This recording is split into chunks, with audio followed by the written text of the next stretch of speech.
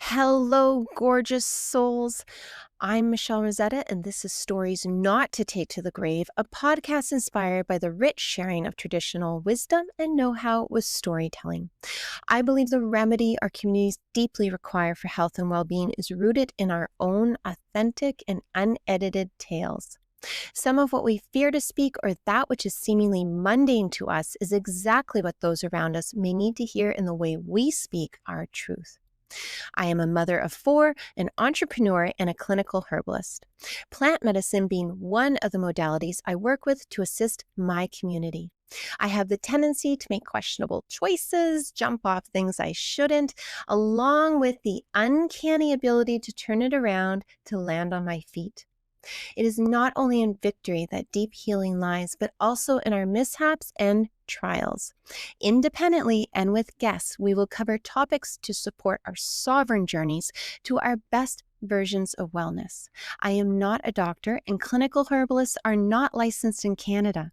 Anything discussed pertaining to plants, protocols, and health in general are for educational purposes only. Every body is different. What works for one may not be the answer for another. It is your responsibility and duty to decide whether a course of action recommended to you, no matter it be by your family doctor or natural practitioner, is right for you. During this podcast, we will grow our personal discernment abilities and learn to take off the layers covering the self that lies within, so we may listen in a more profound way. So let's roll up our proverbial sleeves, start digging, and get down and dirty with everything that makes us already fabulous and on our way up. And of course, please subscribe, share, and leave a review if you enjoy this content. Let's get digging. In this episode, I begin to practice my storytelling abilities. A problem for me is that I feel a need to filter what comes out of my mouth, and for a good story, moving past this may be necessary. This tale would be so much better with all the parts. Nonetheless, I still touched on the points I wanted to make. I'm not sure how successful I described the theme of how our spirit, mind, and body each has a representation of a specific thought or energy in our daily happenings. But that is what I wanted to do. One happening has three versions of its manifestation. When I hurt the sole of my foot, I really did hurt my soul. I will talk about the responsibility we have for our environment and to own what we may be accountable for, even when we initially feel like a victim. I will discuss some of the clues plants offer us to know how they work in the body without having a book in front of you. I also bring up specific herbs that I use to help heal my heal, and they are not the hero herbs that you may think. It reminds me of how we take for granted what is often already in the cupboard. Hello. So it's story time. And as you will come to know, I will start on the conclusion of a story, but they'll be like, there's this whole story before this came to be. So today we are going to talk about my experience of damaging my heel, my soul. And I think that's one of the interesting things when we discuss a more tangible topic in terms of, when we damage ourselves or the way things look or feel, or even when we're talking about plants, if you look at their name, the tangible part, or the way their leaves are, or their roots, what do they look like? Often it is a little hint or kind of like a treasure map to how they work in our body and how we can work with them in our lives. And what happened, so I really damaged my heel a week or so back. It's a long story as to how we got to that point. It's embarrassing. It's an embarrassing story, and it reminds me of how far I have yet to grow as a human. And basically what happened was, so trying to decide where I should start this one. I ventured back to Southern Ontario because we had moved up north. Again, it's going to get multi-level without me even trying. We moved back up north because I thought that it would be great to go back to the farm, to perhaps shift my branding into more of the wildcrafting aspect of harvesting and foraging a lot of these incredible plants and herbs that are indigenous to Ontario, Northern Ontario.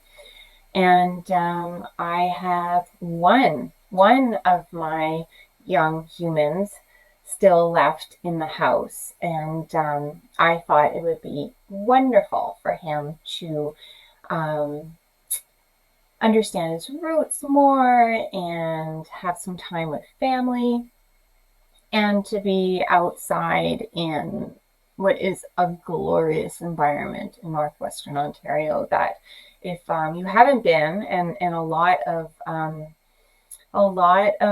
the population of Southern Ontario doesn't know what's even up in Northwestern Ontario, and it's gorgeous.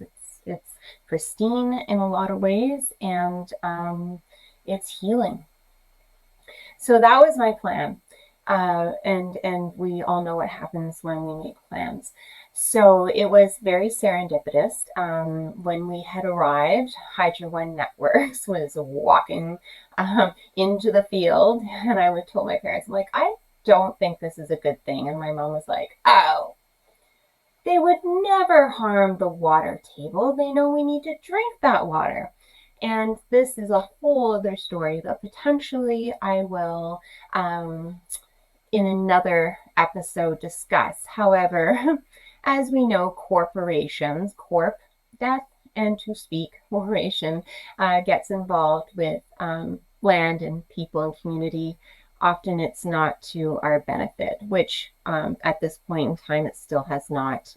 They would like to just destroy land and people and homes and communities, and there's really no other way of saying it.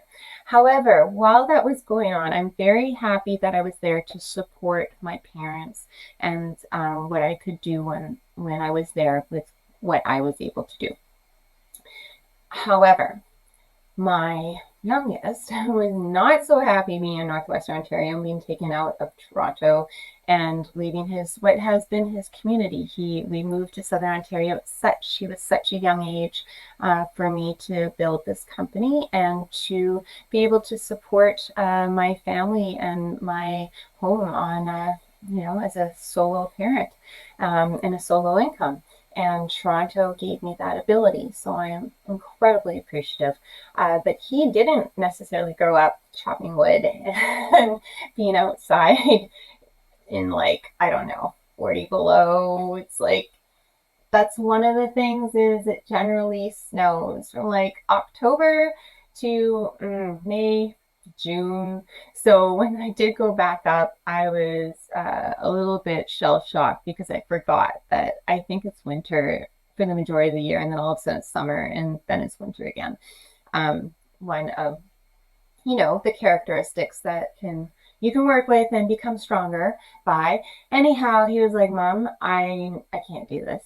And it was not going, positively in terms of a space for him to thrive. So I just said, you know what, Sweet Pea, just we'll pack up your stuff. We'll come back to Southern Ontario. And this is going to get to the point where I hurt my heel. Just bear with me. It's a circular narrative as we used to do. But so what happened was I was like, we made a negotiation. He's like, I want to go back to Etobicoke. And I'm like, we are not going back into Etobicoke. It is not happening.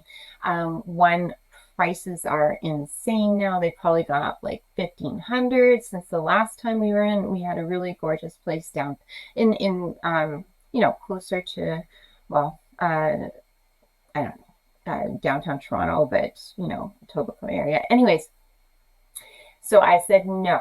But what we did do was choose the furthest place down the GO train line that we could get to, where he could still take the GO train to Toronto to see his friends and his community. So that was the negotiation, and we would be finishing his grade 12 while we were down here. So with that said, I looked for a rental online, and I found what I thought was super cute. And it is. It's an old character home. There was gardens out front. The landlady was like, "Oh, you can like plant in those. I know you're a herbalist. Feel free. There's like a gorgeous backyard. I thought we could have outside suppers and all those types of things." And when I initially was looking at the place, the upstairs neighbors were wonderful. And I thought, you know what? This seems like a really good place for us to be able to finish kind of this last phase of my son's education in terms of being a younger man, and potentially maybe he would even like to stay in this place while I make my choices about other little adventures down to like, I don't know, Mexico. Anyhow, so yes, that was the plan. And I moved in. It's super cute. There's like a really nice little office area. And I mean, it's really, really quite sweet. And I loved it. Anywho, shortly thereafter, there were neighbors that moved in downstairs. And I, yeah, I really tried my best. I did like a solstice supper thing where I'm like, we'll, move past any type of, issues and we can, get along. And the reason I'm discussing all this is because our environment around us is often very telling of not only what is internally going on, but what is externally going on as well. So I thought it was incredibly interesting that we had kind of this like layered effect going in this home, and below was not conducive to necessarily very positive feelings. I'm trying to be diplomatic, but I'm not. It's terrible. It's so terrible. So basically, what has happened is I'll just cut to the point where I hurt my heel. So we've been here almost a year. And if I move a chair or something upstairs, there's like banging and screaming, and it's I've been trying to understand, why am I dealing with this? So this whole year, there's some such good stories in there, but I really want to discuss my heel. So um, sound has been used as a weapon. So this is one of the things I've learned is how powerful sound is for healing or for damage. And this is something that's really important to think about in our daily lives. What sounds are we allowing to come in, even when it's frequency in music?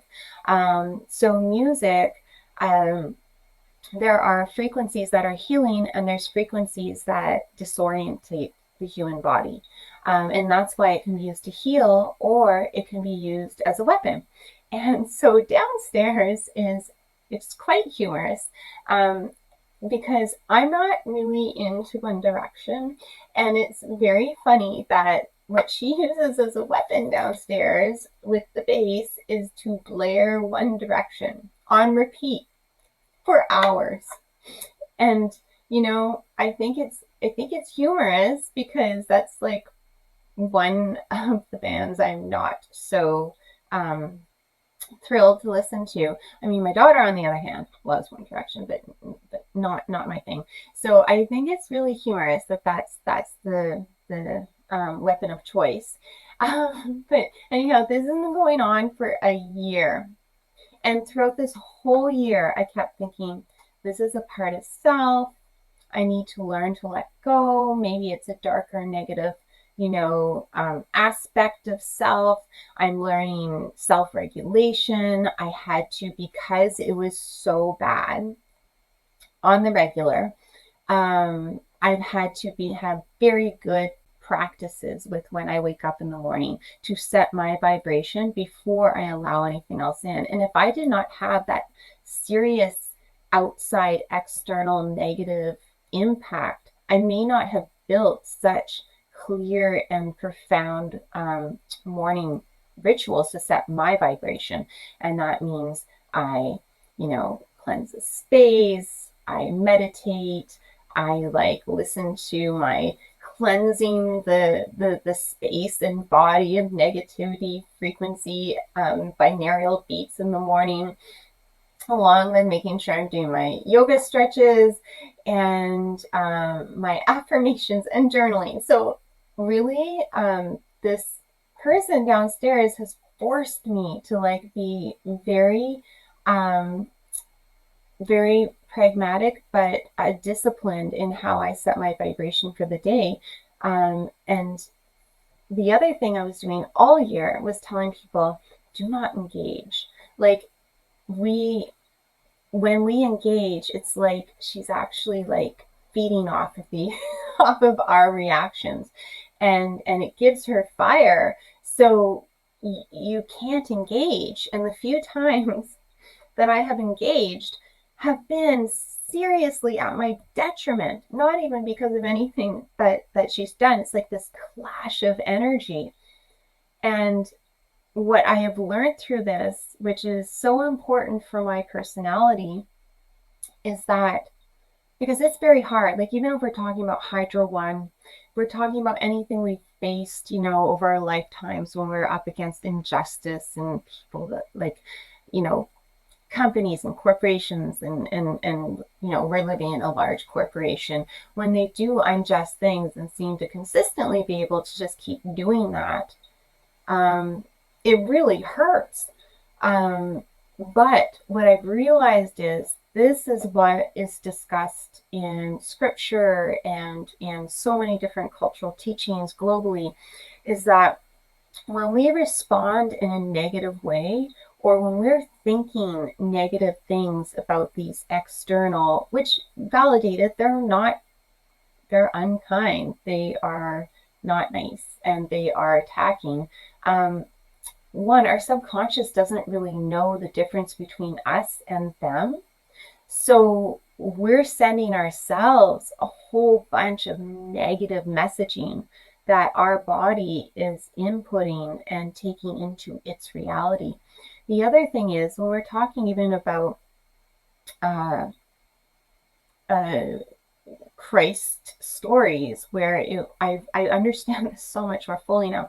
When we're talking about turn the other cheek, it's not about being weak, and it's not about not standing up for self. I'm still trying to figure out, how do you stand up for self and hold your sovereignty and autonomy without harming self. It's because when we respond and attack back, or engage in a way that is angry and not in our highest frequency, we actually hurt self. That's what it's about. That's why when someone has hurt you, and I know there's atrocities that happen on this planet and in this learning experience, when those happen and we are holding that anger and that contempt and that rage for something that may be very harsh and not justified, we're actually feeding that back into ourselves. That's why forgiveness was the key to liberation. When we forgive, we don't forgive for others, we forgive so that we may liberate and free ourselves. And when we're staying, and that's another important thing, like if this house was an example of kind of the state we're living with in our society and our planet as a whole, if we are feeding into that angry, low base, like, negative frequency, we are harming self. And it is very difficult to rise above. Like, even, when someone's yelling and screaming and not nice to their child downstairs or their animals, and it's ongoing, and there's really no one that's coming in to change that. And it's something I've really been working on self thinking, what is in me that allowed that into my space, but also what am I supposed to learn from this? And a lot of it is self regulation. Coming up to my heel incident, which again, it's embarrassing. So I spent all this year telling people, don't engage, don't engage. We need to just, don't feed it, starve when it's not working. And that did essentially help. However, this is what I learned. In order to deal with such heavy and what can be negative and assaulting like actions on the outside, we need to be very clear about self. We need to take care of self well. We need to be able to maintain a sense of high thought and feeling in very what can be disorientating and difficult times. And that's not easy. That is all about being in this world, but not of this world. And those are big asks. So, what happened the other week was I went on an awesome motorcycle trip. It was so good, but there is also a lot of energy output when you're riding a bike. And we went for a week long, and we were like, climbing and swimming and all these very cool things. And it was awesome. The whole trip went amazing. Then I got back Friday and I had to work. I went to Kensington Market for Saturday and Sunday. And, I pulled that off. It was a successful weekend. And then Monday, I had to get a whole bunch of things done. And then Tuesday, Sherry from the Centered Heart Healing Center in Mazatlan, Mexico, was in, and we really wanted to do something together. So then we went to the Active Remedy Club, the ARC, in Liberty Village, which is like cold plunge and sauna, and it's pretty intense. And it was so interesting because Sherry was sharing with me. She's like, oh, I think I'm going through this thing. And I'm like, oh, well, we're really in a place of letting go and having to face, our challenges and our hurts and our, stuff that's going on that we don't want to face. And I was feeling like, oh, wow, I'm so happy I had like a good answer for that. So we leave that. I leave there. I get back to where we are now. I decide I want to do a whole bunch of other errands so that Wednesday I can rest and have this really wonderful day to self. So I get back here after doing all of that, and then I am sitting down in my, little with my tea and my slippers, and I'm feeling like very, I did so great over this last while. It was so awesome. I did so much. I cared for self. I was like, I brought in the supermoon in an amazing way. Good on me, like patting my back. It's just so embarrassing at this point. Anyhow, what happens is it is 10 p.m. and I was just watching like a little bit of a show on my computer, and I was getting ready to go to bed. So I moved my computer cord. I literally just moved the computer cord. That was it. I didn't even mean to. It's like it just scratched along the floor because that's where the modem is, and that's where the computer needs to be. And anyhow, so the computer cord scratched a little bit on the floor. And what happened was it woke I don't know what you want to call it or her, but anyways, it created action downstairs, a lot of action. So banging on the wall and just screaming, and then at 10:30, even because there's no other noise on my part, I just scratched the floor with my cord. There was screaming and banging on my door, and I'm like, I didn't have the capacity to self-regulate. That's what happened.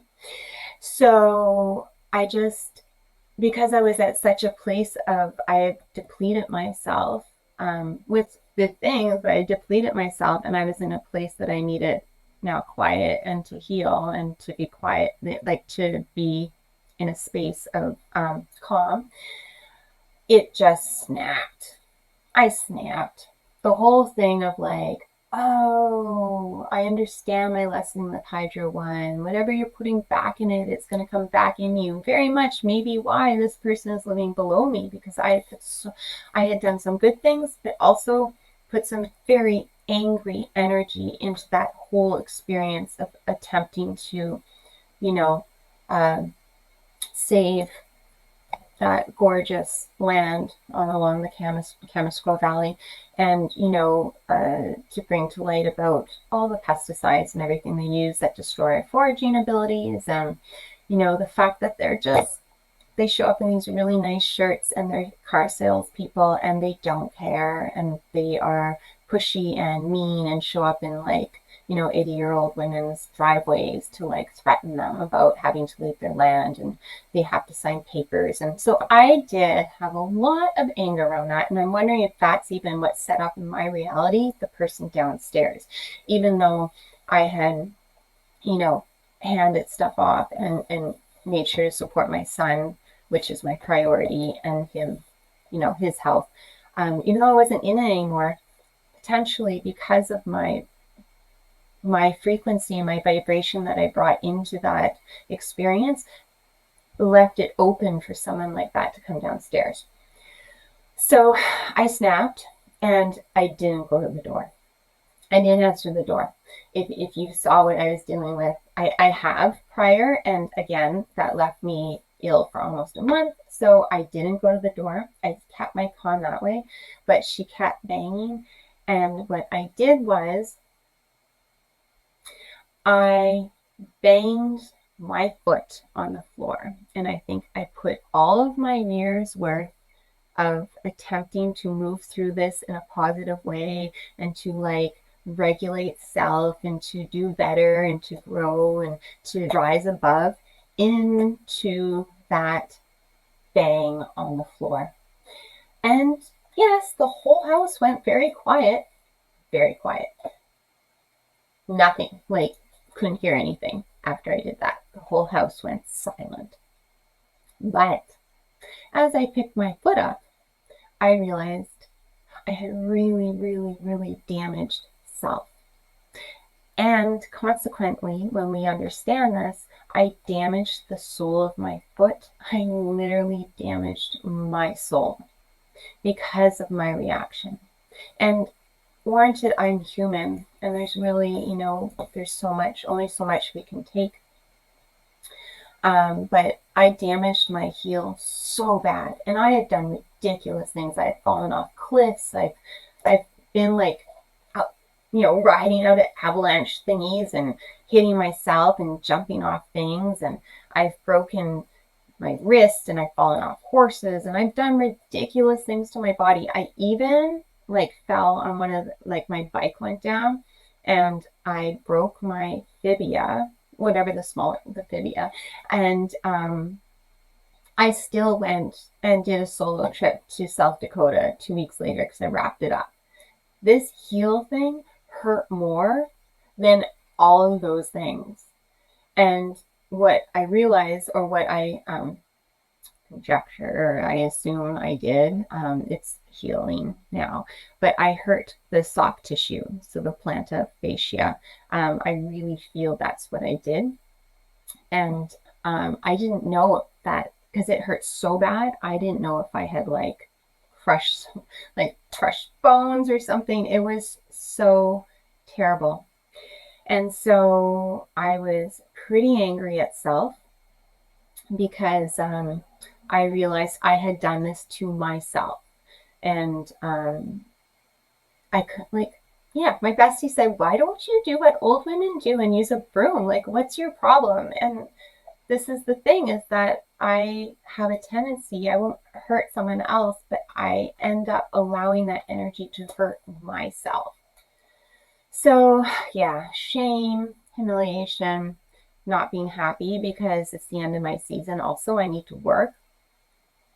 And I had no idea how badly I damaged it. And what I did realize was it was very bad. It was quite bad. It's just on the point now that I'm walking, normally, and that's been a little while, and probably about 4 weeks. So when they say 4 to 6 weeks for damage like that, yeah, pretty much.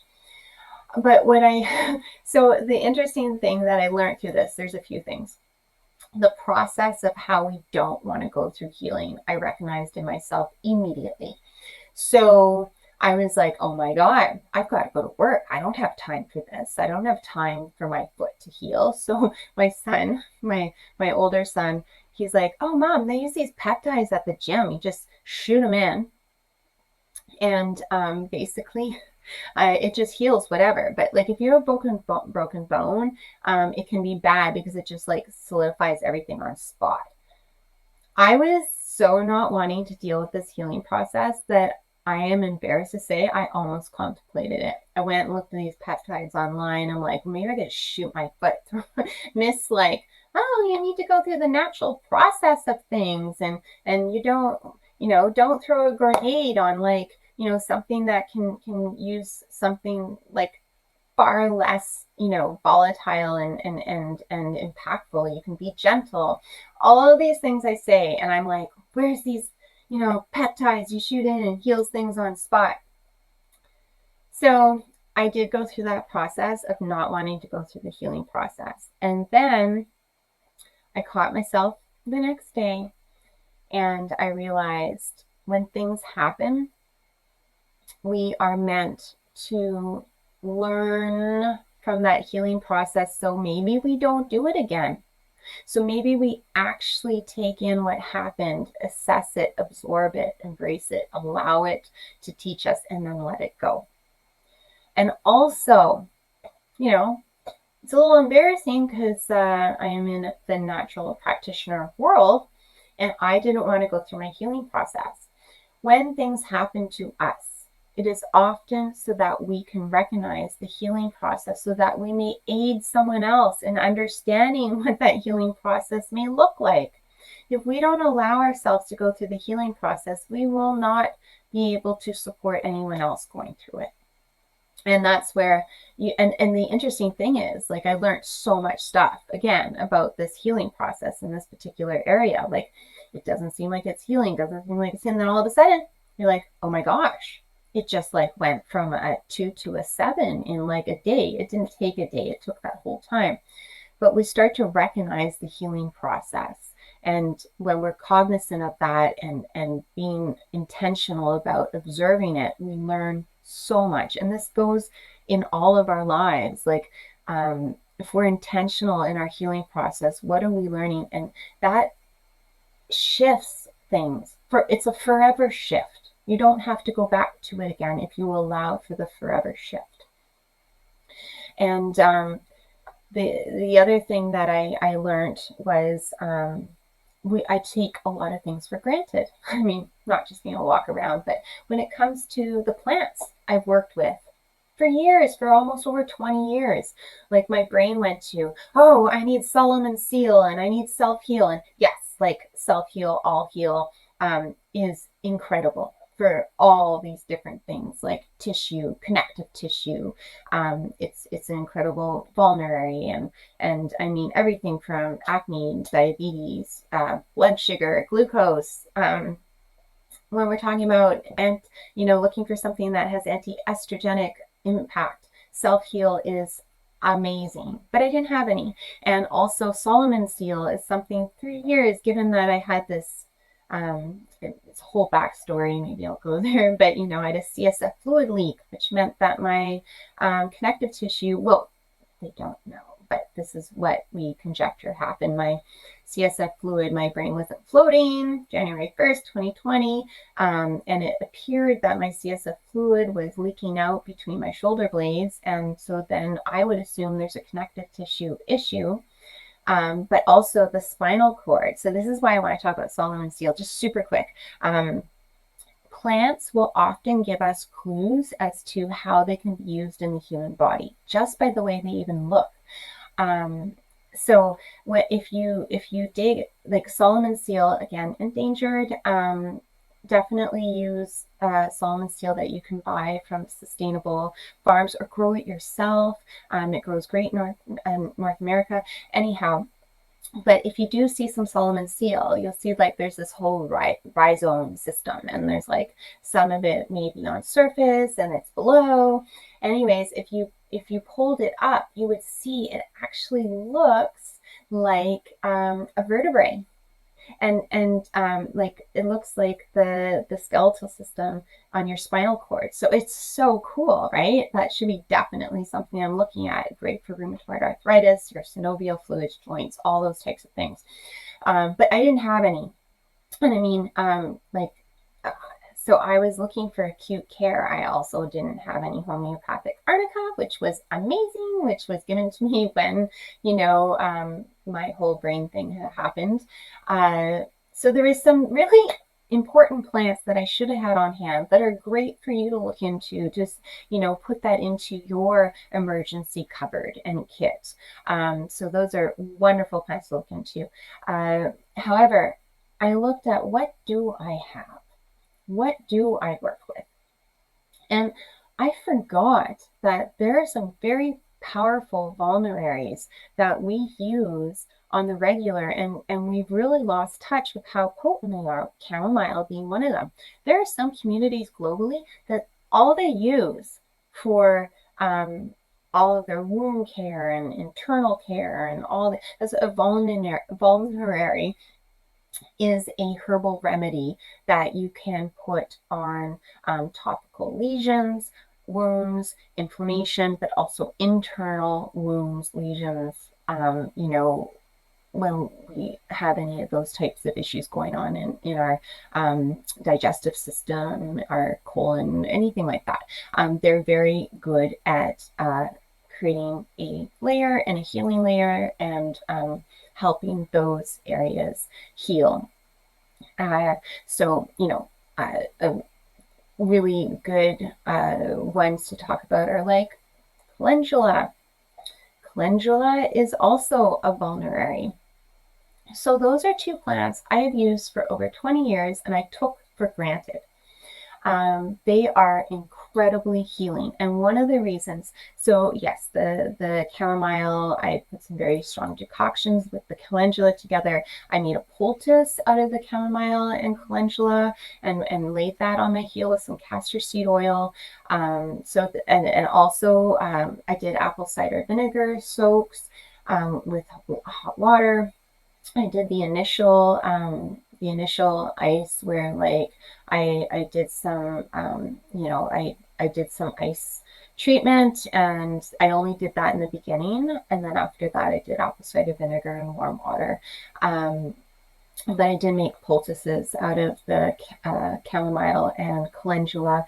And anyhow, the reason I wanted to look at calendula, given I'm talking about how I harm my soul on a multi-level way, is that calendula is actually not only is it a powerful vulnerary, but it in an energetic sense allows you, or spiritual energetics can be a different connotation about warm and cold and whatnot in the herbal world. So I'll say in a spiritual level is that it is a warming flower.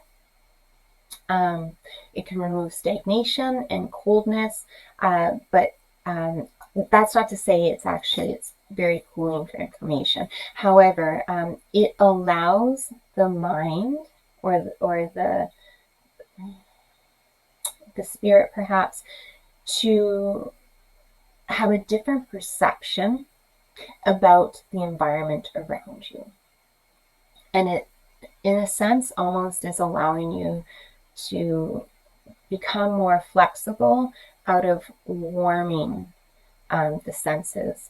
And because I started calendula right away, so I soaked it.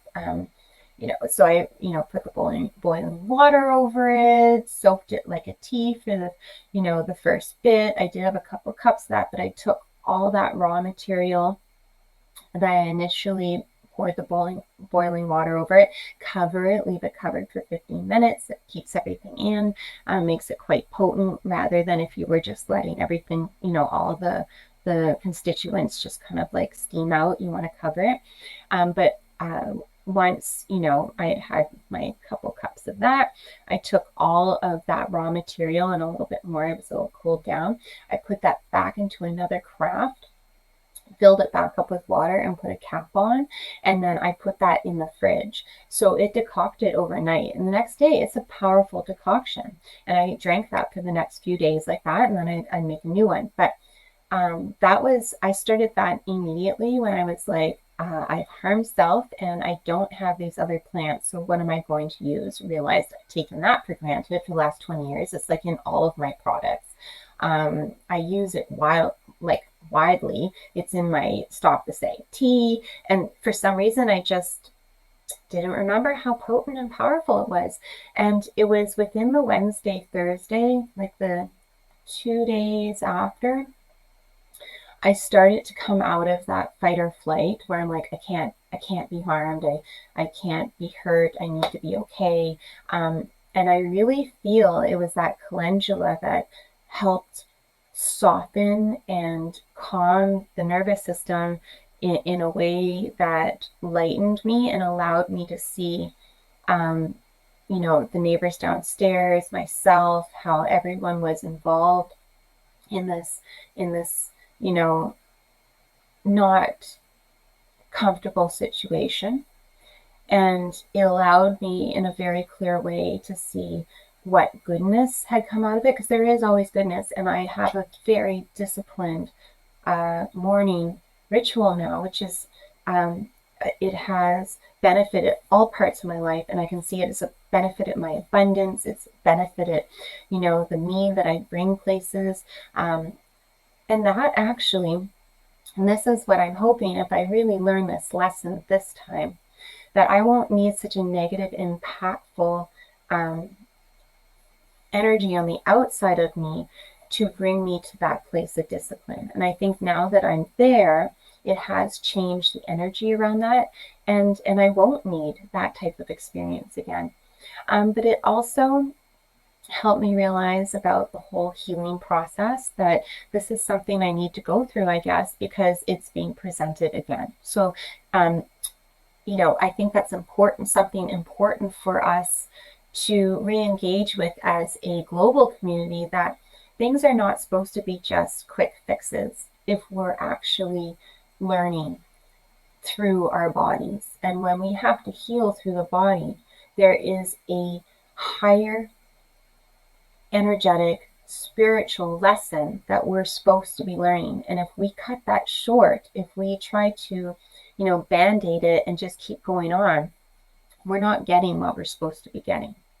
And I really think that's what the calendula brought to me. I realized I need to really take in this experience, that I allow a negative energy outside myself to harm myself. And also I recognized that we're such opposing forces that I don't even think, could I really hit my heel that hard? But our energies are so opposing that just like coming up against each other was like hitting a brick wall. And I had to really take that in. When you are coming into an opposing force, and this is my challenge, I'm like, like learning to become more flexible, and not that it's not wrong with what's happening, or that it's not justified, or it's not nice, or it's cruel, or anything. Yes, that's happening. But if you throw yourself full force running like rugby style into that energy, it is going to be to your detriment every time. Every time. And I think this is when we think about, like, I don't know, my son and I, we used to watch Dragon Ball Z together all the time, my first. And I think about Dragon Ball Z, I'm like, oh my God, I didn't learn anything apparently from that. My son did. about how, we need to let things roll and to move with that and allow that energy. Like if someone is sending out that type of negative and angry energy, it's going to come right back into their body. And it's amazing that she's been doing this for a year consistently every day, and it doesn't seem like it harms her. But anyhow, I'm not designed that way. This is the other thing I realized through this experience. Human design is important, and I'm not designed in a way that I can harm others. And you just have to, like, I'm not designed that way. If I harm someone else, it actually directly harms myself. So I have to understand that. Um, she may be designed in a different way, but my design does not allow me to engage in that way. I end up hurting self. So that was a very, like, we kind of know these things over the years, but that was something that really came to light, that I'm not able to do that. My design does not allow for it. So I cannot engage in it. I have to figure out new ways. I need to figure out different ways. If someone is coming into the attack, I cannot throw myself in full force. It will hurt me. So that was really important. And then the other part of that is that I just remembered, we when it comes to plants and healing, it really brought to light how we throw these bombs at our bodies when something has gone wrong or something's not right. And even as a herbalist, sometimes I listen to other people and their podcasts. I'm like, oh my God, they're so brilliant. They know so much. There's so much to know.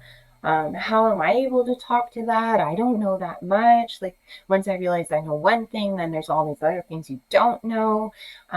It's a vast, vast world, and there's so many complexities. However, we have to remember they are packaged for us so that we can use them simply. And when I realized you don't need a bunch of hero herbs to often do the work that we need, and it's okay. It's okay to be simple and use what is available to you and what you understand and are available to work with. That is healing still. We don't necessarily need to throw these massive, whether we're talking about, the allopathic. I mean, if you break something, yeah, you're going to need someone to like put it back together. But often we haven't broken something to that point. Often we really only need these very simple herbs that most of us have in our environment that we're able to access with ease. And we forget how powerful they are. When we think about chamomile, most people are like, oh, it's something, in a little berry. It's nice to bring to, before I go to bed. But it is a powerful plant that has so many different means of healing the body, mind, soul, spirit. And coming back to calendula, I mean, there's studies on it where it shows, okay, so we've talked about the spiritual aspect of it. It warms, I think, the self so that we're capable of seeing these different aspects of our environment around us. It also allows for inclusion of people around you, of ideas around you. It's warming and removes stagnation. But when we talk about the skin, the body, and the healing, calendula is doing the same thing. But on a study level, the very cool thing I realized throughout this whole process is that it shows that calendula is bringing oxygen to the tissue and allowing regrowth. So it is very potent with how it stimulates that regeneration, rejuvenation, and regrowth. And that's why, whether we're talking about skin, which I've used in my preparations for a very long time, or I realized when we're talking about deeper injury, internally or otherwise, it is a very good plant to work with and to ask for help. and it's really bringing the power of the sun to every season of your life. And that's a really very interesting fact about it too, is that it blooms.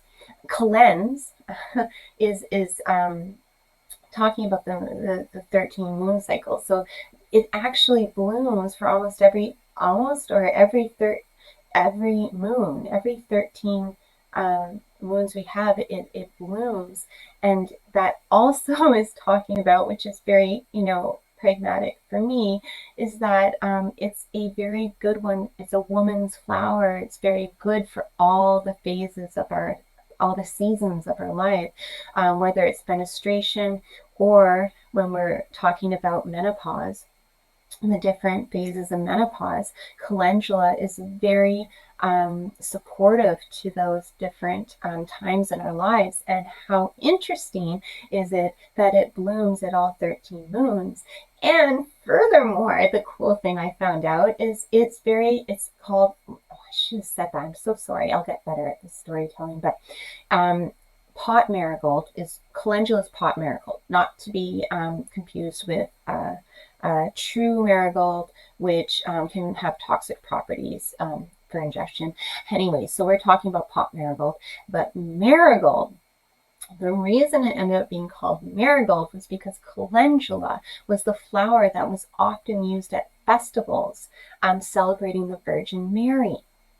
So, how cool is that? That this marigold is what is so supportive to these different phases of the woman's life. And it all just comes so full circle. And that's the interesting part of this story. Things in a very simple way will give their clues to us into how they can be worked with in our lives. And it extends to these multi-level means of being in this complex tapestry that we're all participating in. But flowers and herbs, and often our trees, our environment around us, they're like helping us out along the way, just with these little clues of how they taste, how they feel, what do they look like. And before you even get to the genus of the name, which also has all the little clues of how you can use these plants in your life.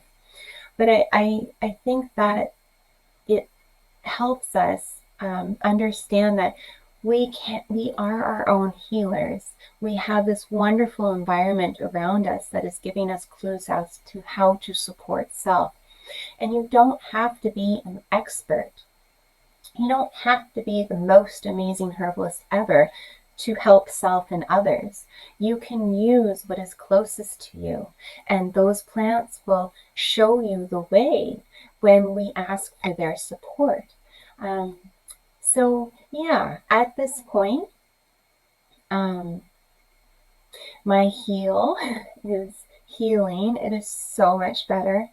I learned a lot. Um, and I think because I realized how much work I need in order to stay self regulated in impactful situations, I learned a lot about, the necessity to care for self on the daily for everyone with, in this environment and world that we're all participating in right now. It is so important.